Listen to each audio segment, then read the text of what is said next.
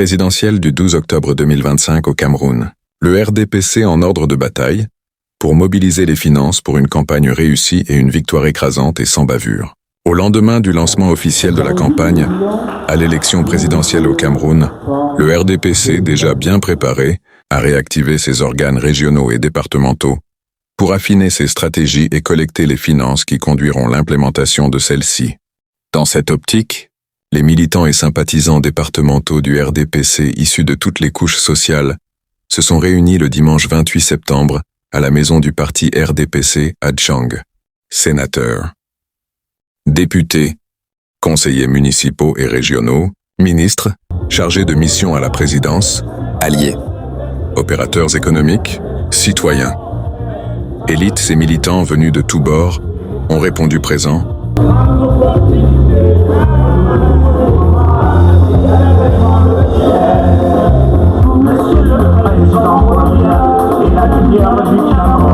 À l'issue de cette rencontre, une somme d'environ 68 12 000 francs CFA a été collectée.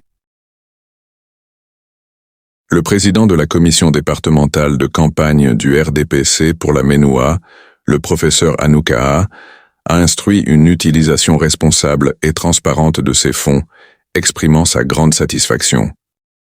Il est resté par ailleurs attentif à ce qui se déroulera dès le lundi 29 septembre dans les différents arrondissements de la MENOA, où se poursuivront les réunions de campagne communale. Écoutons le professeur Anoukaa François, au terme de cette séance importante pour le déploiement du RDPC, dans le département de la MENOA à l'occasion de l'élection présidentielle du 12 octobre prochain. Il est au micro de notre rédaction.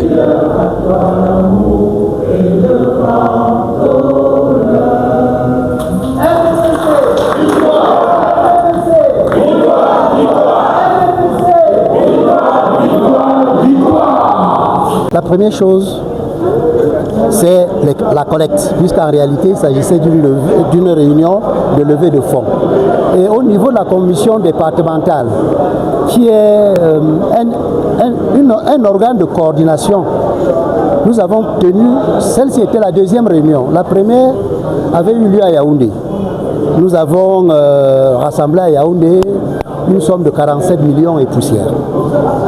Aujourd'hui à Tchang, nous avons encore pu atteindre 20 millions, et ce qui nous met un total de 68 millions et quelque chose. Et il y a des promesses qui sont encore en cours. Et je pense bien, lorsque quelqu'un a donné sa parole, la personne, généralement, tient à sa parole. Donc nous avons bon espoir que ce chiffre qui se situe autour de 68 millions aujourd'hui va évoluer positivement. La somme que nous avons reçue, nous allons la dispatcher aux commissions communales, qui sont les structures opérationnelles, c'est-à-dire celles qui font le corps à corps, n'est-ce pas, avec les différents électeurs, selon un barème que nous avions souvent appliqué et qui tient compte du poids électoral de chaque commission communale. Donc immédiatement après cela, les fonds disponibles vont être répartis par notre chargé de mission. Avec ça, nous donnons aux présidents des commissions communales. Les présidents des commissions communales, à leur tour, vont répartir la somme reçue au niveau des comités de secteur et de village, qui sont plus proches encore des populations.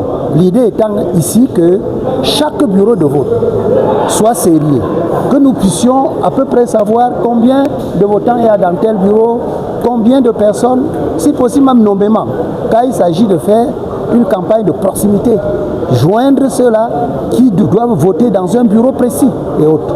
C'est une stratégie sur le plan national qui a été dictée qui a été suggérée et adoptée et répercutée sur nous par le comité central.